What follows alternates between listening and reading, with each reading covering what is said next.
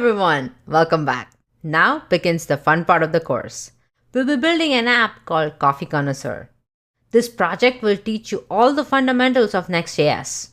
I don't know about you, but I really love coffee. So I thought, why not build something fun with Next.js and also discover your local coffee shops. Let's explore the project further. By default, you will notice that we will see a list of Toronto coffee stores. Now, this doesn't have to be Toronto. It could be a different city altogether. Each card is clickable.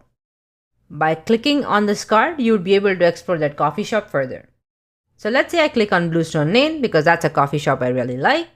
I would be able to see the full name of the coffee shop, how the coffee shop looks like, its location, and also having the ability to upvote. So let's say I do upvote, and I'm going to upvote more because I really love this coffee shop. I can also go back to home and explore any other coffee shop I like, or I can click this button which will help me discover coffee shops near me. This is going to use your location to show you a list of coffee shops near you.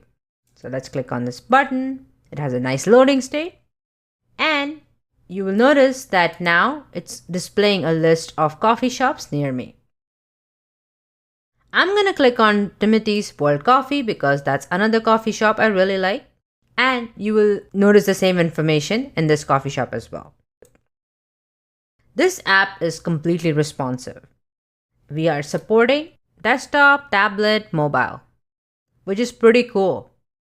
I'm really excited to be building this app with you. We will discover a lot of complex concepts of Next.js, and this will help you get set up for the Netflix clone app that we would be building next. See you in the next one.